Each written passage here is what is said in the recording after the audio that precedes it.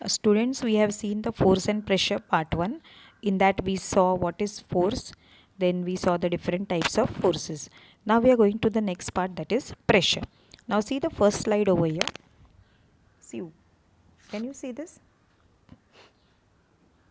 There are 5 wooden blocks. 5 wooden boxes are kept on a table. 5 wooden boxes ये table पे रखे गए, same size के box है. उसके अंदर कुछ कुछ भरा हुआ है, स्क्रैप रद्दी पेपर वगैरह ऐसे भरा हुआ है, तो उनको हैवी करने के लिए. तो ये अपने सादे बॉक्स रहते हैं, जैसे आते हैं कुछ सामान वगैरह लाते हैं उसके बॉक्स, उसमें कुछ भर के सामान ऐसे ये 5 बॉक्सेस रखे साइड बाय साइड. अभी ये टेबल पे रखने के बाद टेबल के ऊपर कुछ इम्पैक्ट हो रहा है क्या? सी द टेबल वैसे के वैसे है, उसमें कुछ भी impact, you will notice that the table remains normal. Table कैसा है? ये नॉर्मल है and it is not affected by the push or force that is weight of the boxes. तो ये वज़न की वजह से ये टेबल पे कुछ भी इफ़ेक्ट नहीं हुआ है. Now see the next picture, second slide में देखना. अब क्या हुआ है देखो, यही 5 बॉक्सेस है, लेकिन अब कैसे रखे हैं ये? They have kept one upon the other. तो उसकी वजह से टेबल पे क्या हुआ है देखो, table has bent in the middle.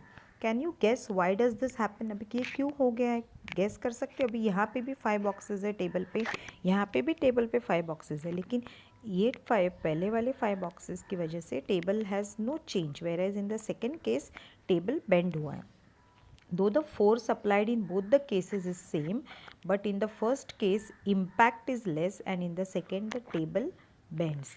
पहले केस में क्या हुआ है, फोर्स सेम है ना, 5 बॉक्स है, 5 बॉक्स है, वज़न सेम ही है ना टेबल पे, पर ये वज़न कितनी जगह के ऊपर फैला हुआ है, पहले इसमें देखो पूरा टेबल पे वो वज़न फैला हुआ है. Whereas in the second case ये वज़न कहाँ है, एक ही छोटी सी जगह पे कॉन्सेंट्रेट हुआ है. सो वज़न सेम होते हुए भी अगर जिस जगह पे वो वज़न है, वो जगह के एरिया मतलब जगह अगर ज़्यादा है तो जो प्रेशर है वो कम होता है, और अगर छोटी सी जगह पे अगर हम बहुत ज़्यादा वज़न डालेंगे एक ही छोटी जगह पे, तो उसका प्रेशर जो होगा वो ज़्यादा होता है. सी, can you guess why does this happen? Though the force applied in both the cases is same, but in the first case impact is less and in the second table bends. This activity proves that both the force and its coverage area are important. So force सिर्फ important नहीं है, force के साथ साथ वो force हम कितनी area पे डाल रहे हैं वो भी इम्पॉर्टेंट है. बहुत ज़्यादा एरिया पे फोर्स डाल रहे हैं तो उसका इम्पैक्ट कम होगा, बहुत छोटी जगह पे अगर हम फोर्स डाल रहे हैं तो इम्पैक्ट उसका ज़्यादा होता है. See this third one now, can you guess why does, ये देखा, स्मॉलर द एरिया, जितनी एरिया छोटी होगी, लास्ट पैराग्राफ देखो इसका, ये वाले स्लाइड का last paragraph, smaller the area on which the force acts greater is the impact. जितनी छोटी जगह पे फोर्स एक्ट होगा तो उसका इम्पैक्ट उतना ज़्यादा होता है. This phenomenon is known as pressure. इसको क्या कहते हैं? Pressure. We can also say that pressure is related to the force. Pressure और फोर्स रिलेटेड है. फोर्स छोटी सी जगह पे अगर अप्लाई होता है तो उसको कहते हैं pressure. Okay, now see in this picture daily life examples of pressure. अब ये तो बैग तुम लोग सब कैरी करते हो, स्लाइड नंबर 6 में देखो, you carry your bags on your shoulders, ऐसे लेके जाते हो ना बैग्स. फिर हम लोग ये रोज़ सब्ज़ी काटते हैं घर पे with the help of a knife, then sewing करते हैं, मतलब सिलाई करते हैं सुई से. Have you ever notice that why school bags have wide straps? हमारे जो स्कूल बैग रहते हैं उसके स्ट्रैप्स जो रहते हैं, पट्टे, हाँ, कंधे पे रहने वाले पट्टे, वो बहुत वाइड रहते हैं, चौड़े रहते हैं. क्यों चौड़े रहते हैं? छोटी सी रस्सी क्यों नहीं यूज़ करते वो जगह पे?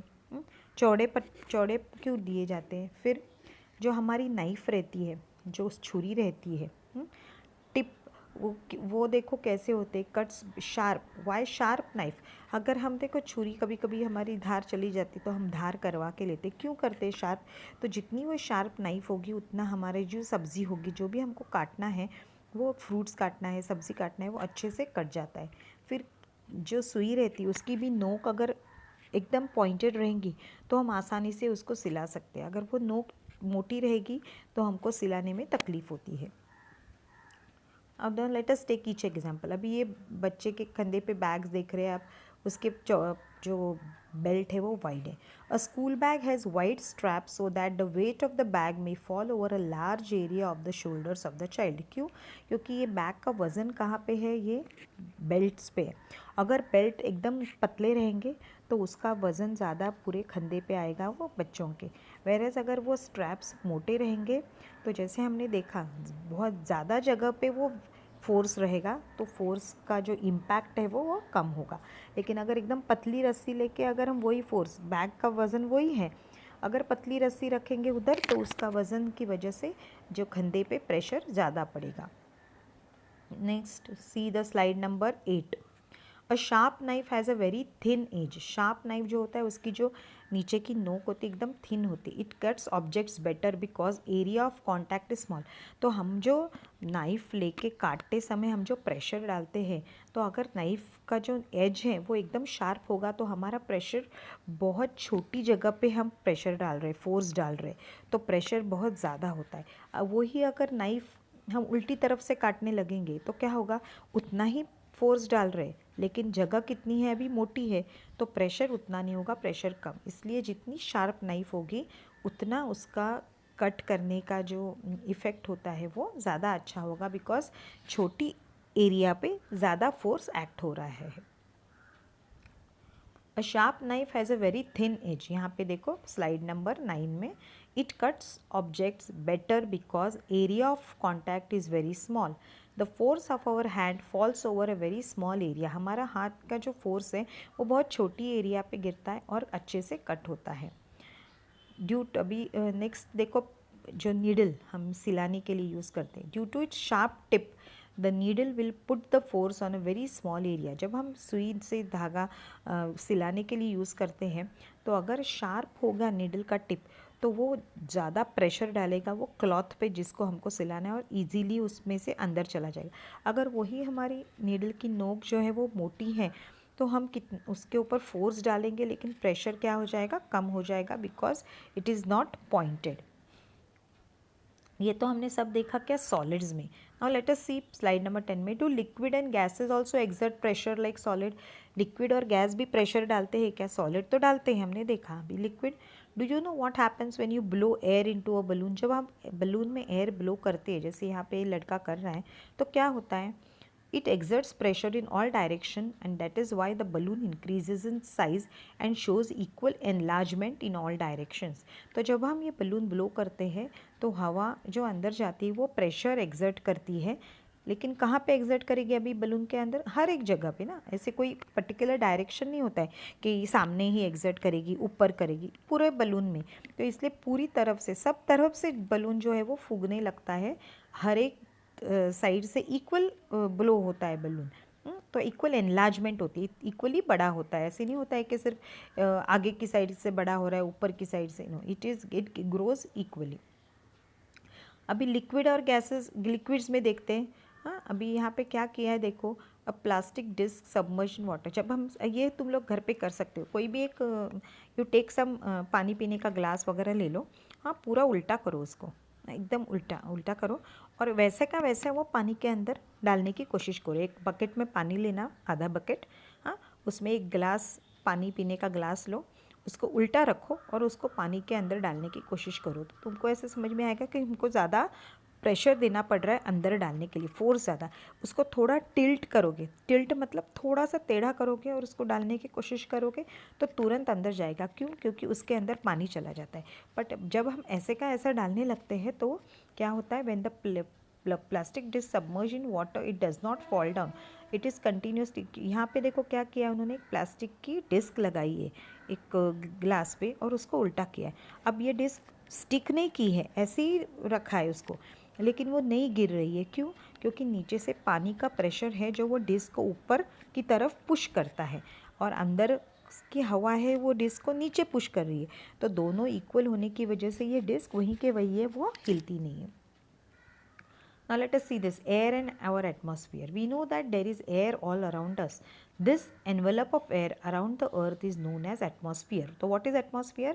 हमारे अर्थ के आजू बाजू में जैसे एनवेलप मतलब कवर रहता है ना, कोई चीज़ हम लोग कवर के अंदर डालते हैं, तो वैसे अपने अर्थ के ऊपर भी कवर है। वो कवर किसका है? हवा हवा का कवर है, उसको क्या कहते हैं? एटमॉस्फेयर।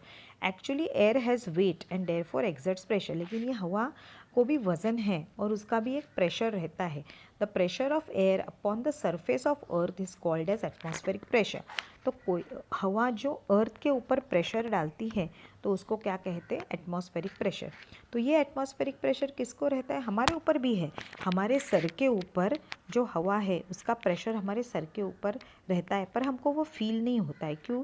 क्योंकि हमारी बॉडी भी प्रेशर एक्सर्ट करती है हवा में, तो वो दोनों इक्वल रहने की वजह से हमको समझ में नहीं आता है कि ये प्रेशर है।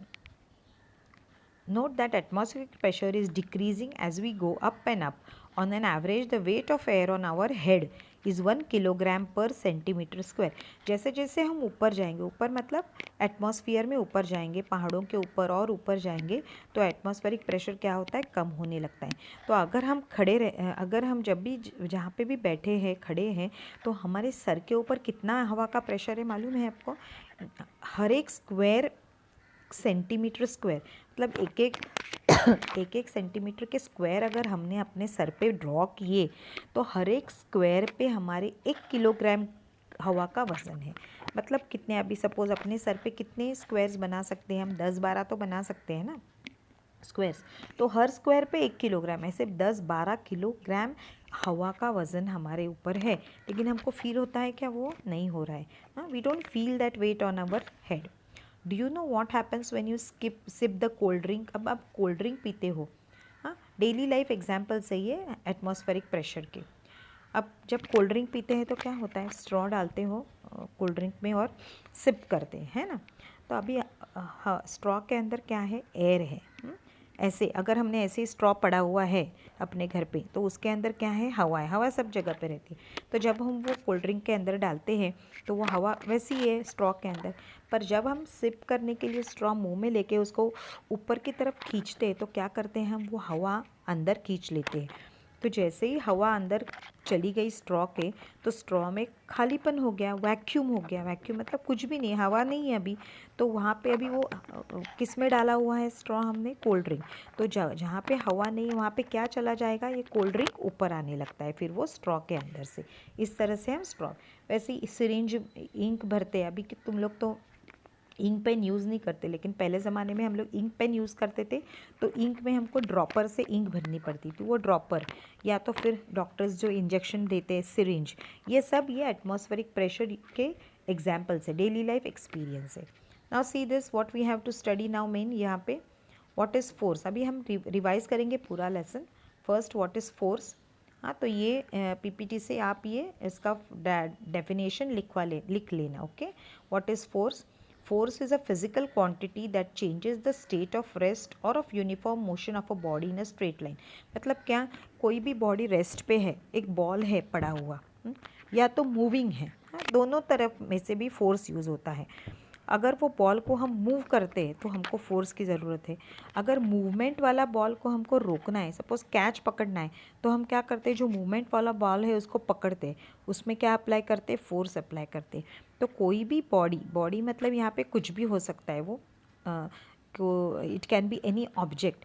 तो कोई भी बॉडी जो रेस्ट पे है, रेस्ट पे मतलब वैसे ही पड़ी हुई है, या मूवमेंट में, या हिल रही है, जा रही है एक जगह से दूसरी जगह, तो दोनों तरफ अगर उसको हमको चेंज करना है, उसका जो मोशन है, तो हमको फोर्स अप्लाई करना पड़ता है।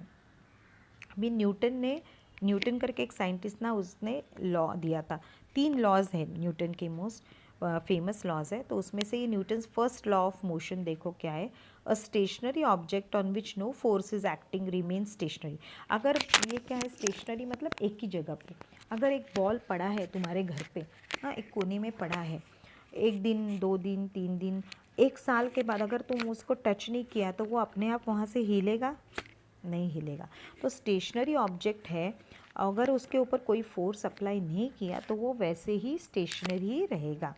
An object in motion continues to move with the same speed and direction when no force is acting on the object।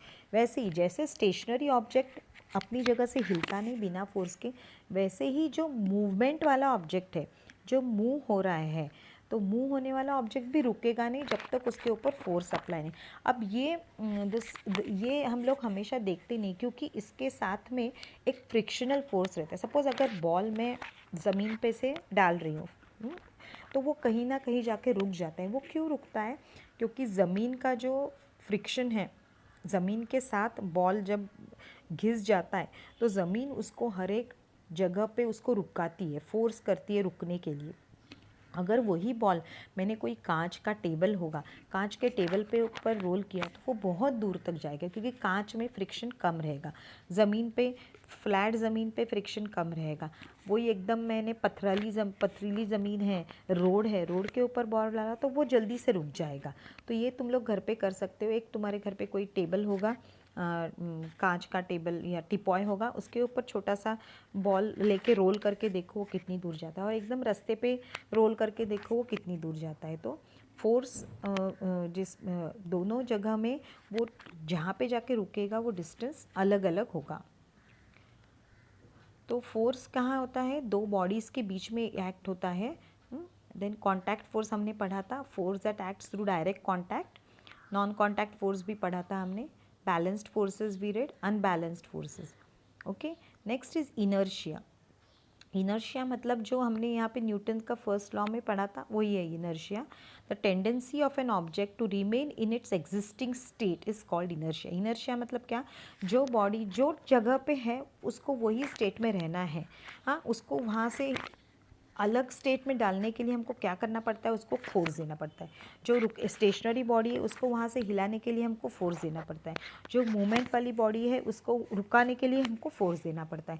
तो inertia is what? The tendency. You have to learn this definition. ये definition ठीक से पढ़ना है आपको। कौन सा पढ़ना है? फर्स्ट तो ये Newton's first law of motion पढ़ना है।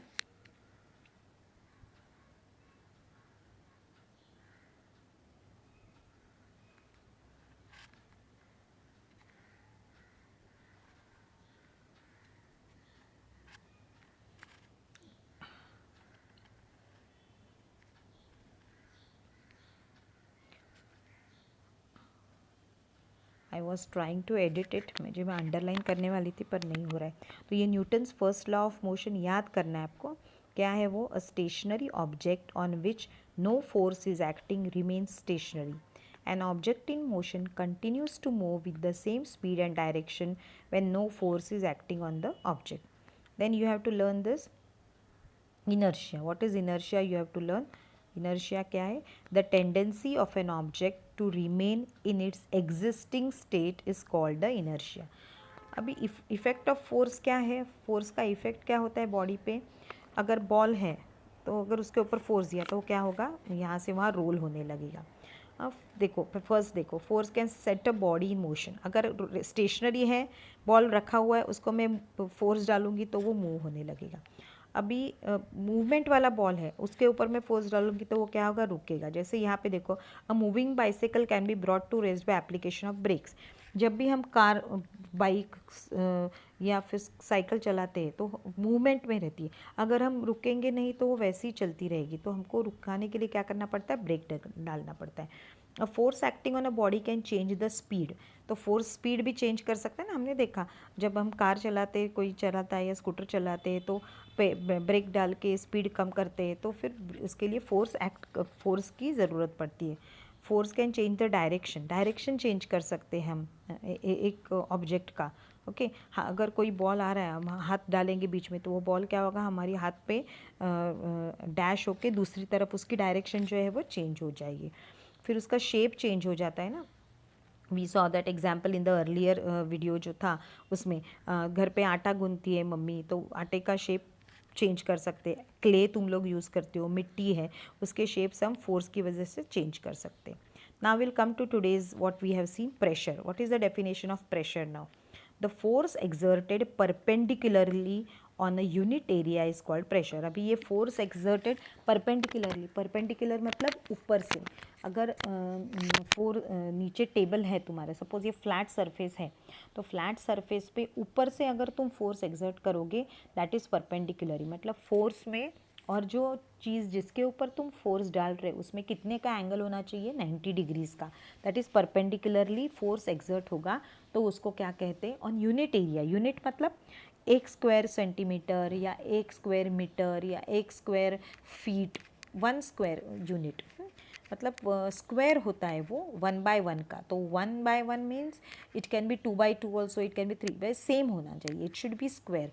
तो the force exerted perpendicularly on a unit area is called the pressure. The SI unit, अभी प्रेशर कैलकुलेट कैसे करते हैं, यूनिट्स में कौन सी यूनिट, जैसे हम कुछ भी मेजर करना है स्केल से तो हम सेंटीमीटर में मेजर करते हैं ना, या फिर इंचेस में मेजर करते हैं, हाइट मेजर करते हैं हम फीट में। तो वैसे प्रेशर किस में मेजर करते हैं, देखो न्यूटन पर मीटर स्क्वायर। ये क्या है, एन है ना, एन, एन का मतलब है न्यूटन, हाँ, और न्यूटन पर मीटर मतलब अपॉन है, ये अपॉन है, बीच में जो लाइन है ये it is upon, Newton upon metre square मतलब Newton per metre square, it is called pascal, और उसको क्या कहते हैं, पास्कल। तो प्रेशर किस में एक्सप्रेस होता है, पास्कल में। प्रेशर का यूनिट क्या है, पास्कल, बट पास्कल का मतलब क्या है, Newton per metre square. In atmospheric science the unit for pressure is called the bar. Atmospheric science मतलब एटमॉस्फेयर का प्रेशर अगर हमको बताना है तो उसके लिए पास्कल से भी बड़ा यूनिट यूज़ करते हैं, वो है बार। तो 1 बार, एक बार का मतलब है 10⁵ पास्कल। 10⁵ मतलब 10 के ऊपर कितने zero, 10 into 10 into 10 into 10 into 10, 5 times इतना पास्कल एक बार होता है ना। बॉयंट फोर्स, ये बॉयंट फोर्स हम कहाँ पे देखते हैं, जब हम बॉटल पानी में डालते हैं, हाँ, पानी भरी हुई बॉटल सपोज हमने पानी में डाली तो वो अंदर चली जाएगी, खाली बॉटल पानी में डाली तो क्या आती है, वो तैरने लगती है, तो वो बॉयंट फोर्स, मतलब पानी भी अपना फोर्स दे के बॉटल को ऊपर डालता है, बॉटल नीचे जाना चाहती है पर पानी उसको ऊपर खींच, that is known as buoyant force. The upward force acting on the object in water, पानी में जो अपवर्ड फोर्स होता है, पानी ऊपर फोर्स करता है, that is known as the buoyant force. Next we have to study the Archimedes principle. मैंने बताया था आप लोगों को शायद आर्किमिडीज के बारे में, आई डोंट नो दैट वो एक बार ही वाज ये सब चीज़ों के बारे में वो डिस्कवरीज करते थे, साइंटिस्ट थे Archimedes.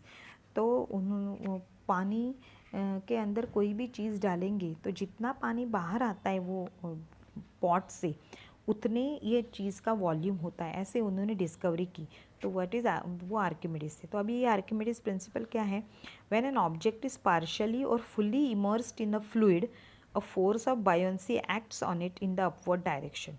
This force is equal to the weight of the fluid displaced by the object. अभी ये सिंपल लैंग्वेज में एक्सप्लेन करना है मुझे। तो सपोज तुम एक घर पे क्या करो, एक ट्रे या बकेट ले लो, उसमें आधे तक पानी भरो और पानी का लेवल मार्क करना। कैसे मार्क करोगे, कोई स्केच पेन से वगैरह ऐसे मार्क करोगे कहाँ तक पानी के लेवल है।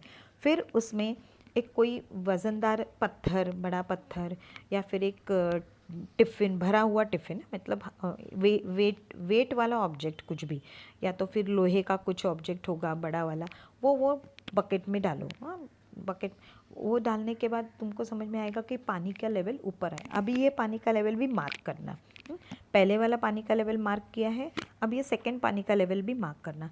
अब वो ऑब्जेक्ट निकालो अंदर से, बकेट में से पानी फेंक दो, और फिर दोनों मार्क्स में डिफरेंस कितना है वो देखो। हाँ, एक मार्क होगा नीचे, एक मार्क होगा ऊपर, तो वो दोनों में कितना डिफरेंस है, वो डिफरेंस क्या है, दिस, ये जो डिफरेंस है वो उसका वॉल्यूम है, जो चीज़ तुमने अंदर डाली थी उसका। तो इससे आर्किमिडीज प्रिंसिपल ये है। अब डेंसिटी, ये अलग अलग हमको पढ़ना है, but that we will study in the next lesson. Density क्या है, रिलेटिव डेंसिटी क्या है, ये है। The two forces mentioned here are equal in magnitude opposite direction. Okay, तो ये हम लोग बाद में पढ़ेंगे। So we have completed this lesson, force and pressure. I hope you have understood. इसके question answers भी मैं PDF बना के भेज दूँगी बाद में. Okay.